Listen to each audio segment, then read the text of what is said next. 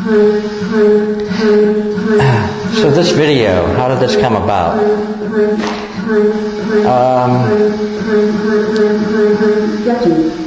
If we look at the photographs here for a second, we see a blue hose, then we look at the screen, we see a blue hose, and it's all about the tension involved in the object. The idea of the video to me, it came about as I was putting the show together. I thought, well, let's see if we could add another dimension to this. And the hose again is so much about tension, and I thought, well, the Tai Chi, the softness, the hose, and the tension, it might be interesting to try this out. So I finally made a plan and took the hose, this camera in the woods, and spent about an hour doing a few shots of this whole process. Then later I found images of an octopus that was stranded on the beach. Another problem, tension, needing relief, needing to get through this process to get back to its origins. And it happened that the video of the octopus was shot about, I guess 8 years ago. But I remembered it, I remembered where it was, which is unusual, and put the two together. The music has another kind of tension. The repetition going on, the melodic, rhythmic thing happening without percussion. I'm a composer also, so I actually took the sample, which was a male sample, created it in a female quality using the keyboards, and actually performed the piece on keyboard using the samples, because I had 3 samples built into the board to do the performance.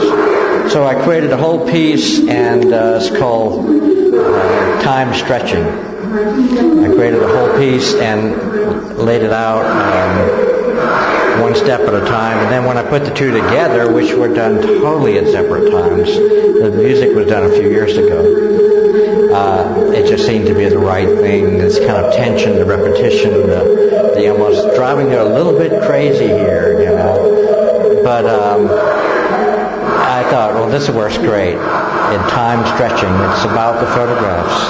It's about the things that are in the photographs. No sense of time. We're not sure where we are in some cases, or why this is here. And time stretching is really what it's about. So this is it.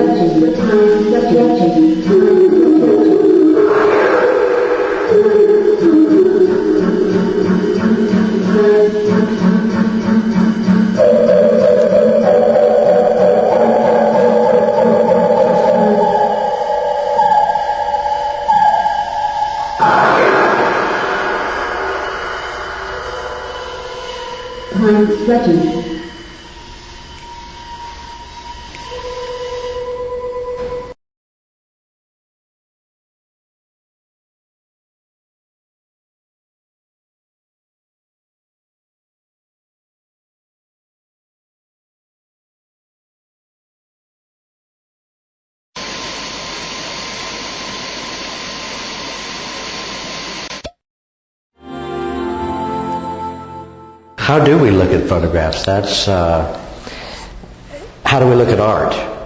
And in this case, my work is non-commercial. It is simply work that I've conceived and put together for some reason that I'm not even sure of. And if I was, I wouldn't be doing it. That's the way most artists work. Although there's a huge amount of precision in the process and in the timing and the setup and all of that just to get something to happen, which I'm not sure of until it's all done. film's processed and the print is made. For instance, in the bowling series, these are silver bowling pins and a large ball. I painted these all silver so that I knew I'd be photographing in black and white. The hose series, on the other hand, is just a blue hose. I didn't do anything to it. Because of the blue, I decided this should stay in color. The blue itself was a special part of this particular kind of image. Now, the thing that they both have in common, and the reason I even showed them together, is the fact that there are objects in each of these beautiful or kind of magical landscapes that do not belong here at all. Totally don't belong here. I'm sorry, but we just don't see bowling pins and large silver balls in the woods or in Sedona or anywhere like that. However, the way I placed them, the beauty of the light, all the things that came to play once I actually made that print, they give you a feeling of, well, these are okay here. And you'll find that if you look at photographs of yourself or friends in the landscape, a lot of times you don't belong there. People seldom belong there. But these things are gorgeous there. Let's maybe just start. The whole world changes. We just put hoses and things in the landscapes and set them there for art purposes, not because they're garbage. It's a whole different thing. So, when you look at an image, what do? You stand here and you'd say, oh, I know what that is. Well, it's like you're so busy bringing yourself to that image that you can't see the photograph or painting or anything.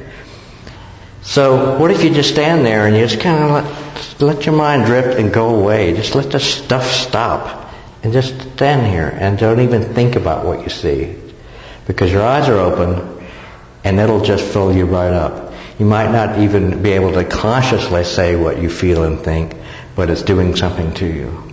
It's opening your mind in some way. It's adding another dimension to your thinking, to your feeling, to you as a human being.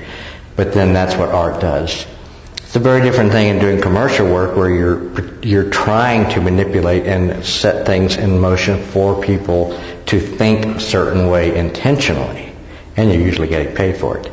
In the case of making art, seldom are we getting paid for it. Perhaps something sells, but it is literally that we allow ourselves to do this thing, to see what happens, to see what the result is after the fact. You can't impose yourself in your process. You just let it start to work with you. And it's like scraping the potato to get the skin off you.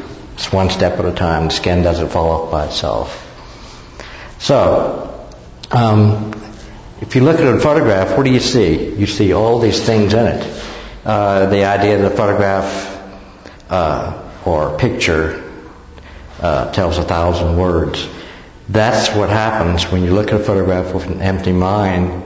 The 1,000 words, they all go into that mind at the same time. So it could be indescribably delicious, if you want to say it that way. It's a whole new sense of what language is. It's a whole new language. So when you get all these things on top of themselves, you've created a whole new dimension to yourself and to the way you think and the way you'll react in the world for the rest of your life. Yeah.